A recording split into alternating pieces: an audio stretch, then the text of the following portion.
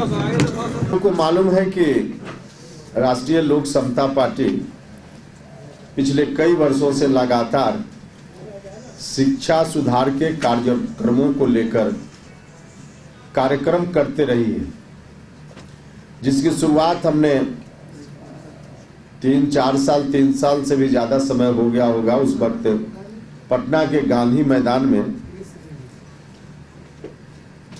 एक बड़ी सभा करके संकल्प लिया था और उस संकल्प के माध्यम से हमने गांधी मैदान में बड़ी भीड़ के समक्ष यह कसम खाई थी कि शिक्षा में सुधार करेंगे, करके रहेंगे। और उस दिशा में निरंतर अभी विपक्ष की भूमिका का निर्वहन करते हुए भी जो पार्टी से बन पा रहा है, पार्टी लगातार कर रही है। साथ ही साथ उस वक्त हम भारत सरकार में मंत्री थे, तो मंत्री रहते हुए भी भारत सरकार में हमारी भूमिका थी। उस भूमिका के निर्वहन के क्रम में गांव के गरीब बच्चों के लिए गुणवत्तापूर्ण शिक्षा किस तरह से हो, इस दिशा में हम मंत्री के रूप में भी जो कुछ भी मुझसे बन पाया मैंने किया।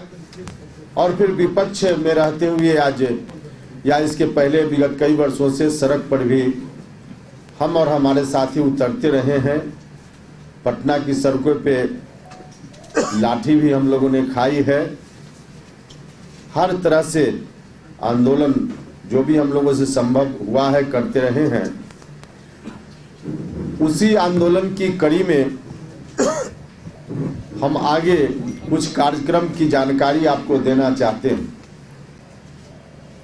हमने जो कार्यक्रम में शिक्षा के सुधार की दिशा में किए थे, शिक्षा सुधार, पुस्तक उपहार, शिक्षा सुधार, मानव कतार, शिक्षा सुधार, शिक्षक सत्कार इत्यादि, इसी क्रम में अब जो कार्यक्रम में हम करेंगे वह है शिक्षा सुधार वरना जीना बेकार।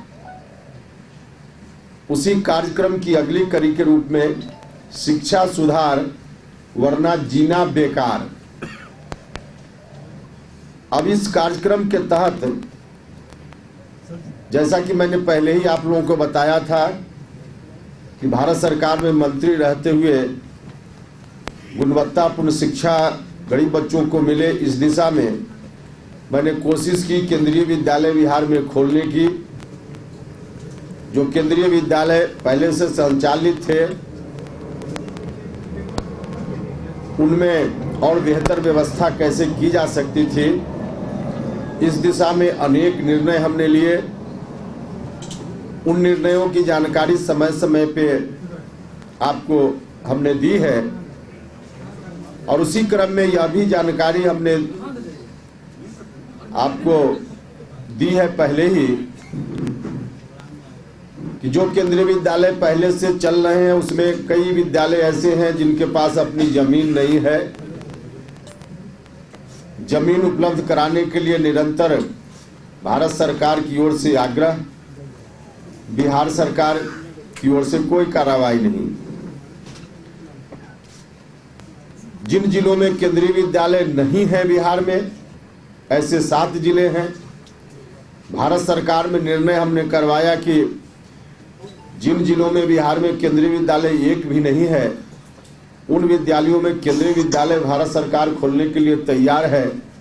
मंत्रालय के स्तर पे हमने निर्णय करवाया और इस निर्णय के कार्यान्वयन के लिए संबंधित जिलों से पत्र लिखकर और राज्य सरकार से भी प्रस्ताव की मांग मानव संसाधन विकास विभाग भारत सरकार की ओर से की गई। लेकिन बिहार सरकार ने अब तक 2.5 साल में प्रस्ताव तक नहीं भेजा।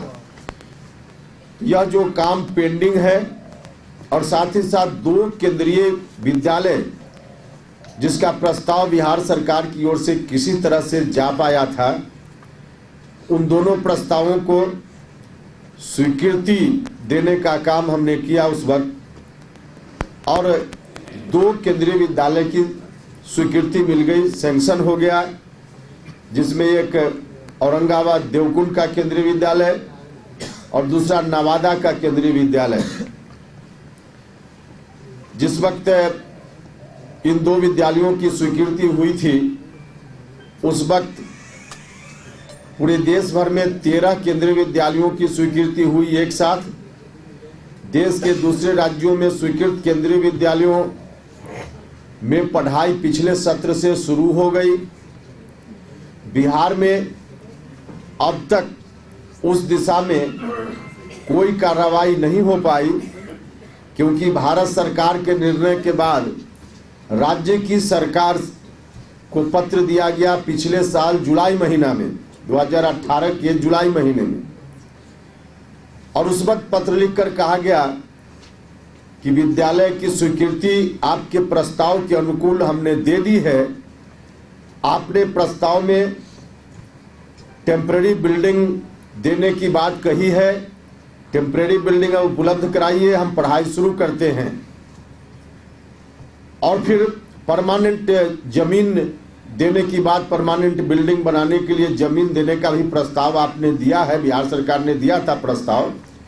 उस प्रस्ताव के अनुकूल आप जमीन भी ट्रांसफर कीजिए ताकि स्कूल हम टेम्परेरी बिल्डिंग में शुरू करें और फिर जमीन पर परमानेंट बिल्डिंग बनाने का भी काम हम शुरू करेंगे।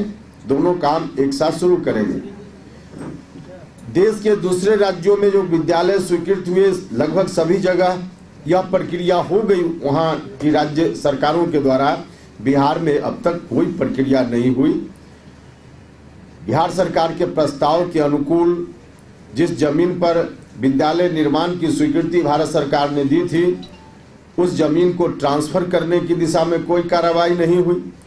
टेम्परेरी बिल्डिंग को उपलब्ध कराने की दिशा में कोई कार्रवाई नहीं हुई। नतीजा है कि अब तक दोनों विद्यालय नहीं खुल पाए हैं। एक सत्र तो बीत गया, समय पर जिस वक्त भारत सरकार कह रही थी उस वक्त अगर खुल गया होता तो एक सत्र का नामांकन हो जाता, जो अन्य राज्यों में हो गया। अब दूसरा सत्र की शुरुआत होगी मार्च महीने तक। अब तक जो रवैया है बिहार सरकार का, इस बार भी अगर अभी से नहीं कुछ बिहार सरकार ने किया तो अब अगले सत्र में भी बच्चों का नामांकन नहीं हो पाएगा। हजारों गरीब बच्चों का भविष्य इससे प्रभावित होगा। जो उस वक्त भारत सरकार की ओर से फिर से अभी जो एनडीए की सरकार बनी है जिसमें निशंक साहब भारत सरकार में मानव संसाधन विकास मंत्री बने हैं, उन्होंने पत्र लिखा है सितंबर महीना में। फिर से उन्हीं बातों को याद दिलाते हुए माननीय मुख्यमंत्री बिहार के नाम से उनका पत्र है जिसकी कॉपी अभी आप सब लोगों को दी गई है। उन्होंने लिखा है कि देवकुंड, औरंगाबाद और नवादा में जो केंद्रीय विद्यालय स्वीकृत किए गए हैं उसके लिए आप जो आवश्यक औपचारिकताएं बिहार सरकार को करनी है अभी तक लंबित है, आप जल्दी से जल्दी कीजिए ताकि वहाँ स्कूल खोला जा सके। तो अभी रिसेंटली निशंक साहब ने भी पत्र लिखा है बिहार सरकार को, मुख्यमंत्री जी को। लेकिन सितंबर महीना के बाद अब सितंबर, अक्टूबर, नवंबर बीत रहा है, अभी तक उस पत्र के बाद भी बिहार सरकार की ओर से कुछ भी नहीं हो पा रहा है।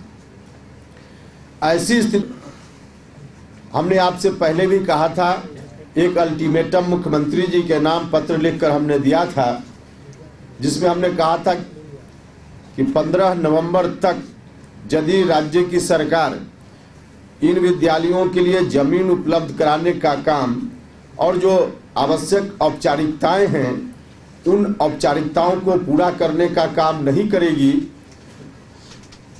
तो मैं 15 नवंबर के बाद आमरण अनशन पर बैठूंगा। आज मैं बता रहा हूं आपको कि 15 नवंबर कल बीत गया, आज 16 नवंबर है। अल्टीमेटम के बाद भी राज्य सरकार की ओर से कोई प्रक्रिया नहीं अपनाई गई, जबकि जिस प्रक्रिया और औपचारिकता को अपनाने की बात हम लगातार कह रहे हैं, इसके लिए राज्य की सरकार को न तो एक नया पैसा खर्च करना है और औरंगाबाद देवकुंड में जो केंद्रीय विद्यालय है उसमें तो जमीन भी किसी प्राइवेट सज्जन ने दी है, तो न तो राज्य की सरकार की 1 इंच जमीन और न राज्य सरकार का 1 नया पैसा खर्च होना है। उसके बावजूद भारत सरकार के स्तर पे जो काम निर्णय हो चुका है उसका कार्यान्वयन हो, इस दिशा में भी एक साधारण औपचारिकता पूरा करने का काम राज्य की सरकार नहीं कर रही है। यह दुर्भाग्य की बात है और गरीब बच्चों के लिए इससे दर्दनाक स्थिति, क्रूर मजाक और कुछ हो ही नहीं सकता है। बिहार की सरकार खुद तो अपने विद्यालयों को बर्बाद करके रखी है और कहीं से कोई विद्यालय खुल रहा है बिना कुछ किए हुए इनकी ओर से, और उसको भी नहीं खोलने दे रहे हैं। मतलब राज्य की सरकार न करेंगे और न करने देंगे की नीति पर चल रही है। तो इनका कहना है न करेंगे न करने देंगे, और हम लोगों ने संकल्प लिया है कि शिक्षा में सुधार करेंगे, करके रहेंगे।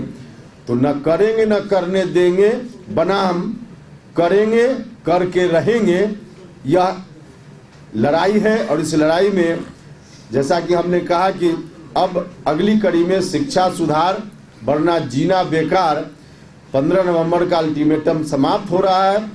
तो हम आपके माध्यम से बिहार और देश की जनता को बताना चाहते हैं कि 26 नवंबर जो संविधान दिवस है, उस संविधान दिवस पर न्याय का दिन है। न्याय मांगने के लिए हम खुद आमरण अनशन पर पटना में बैठेंगे। 26 नवंबर से इसकी शुरुआत होगी और फिर आमरण अनशन पर हम रहेंगे तब तक जब तक राज्य की सरकार स्कूल खोलने के रास्ते में जो बाधा के रूप में खड़ी है वह बाधा दूर न हो जाए और स्कूल खोलने का मार्ग न प्रशस्त हो जाए, तब तक आमरण अनशन पे मैं बैठूंगा।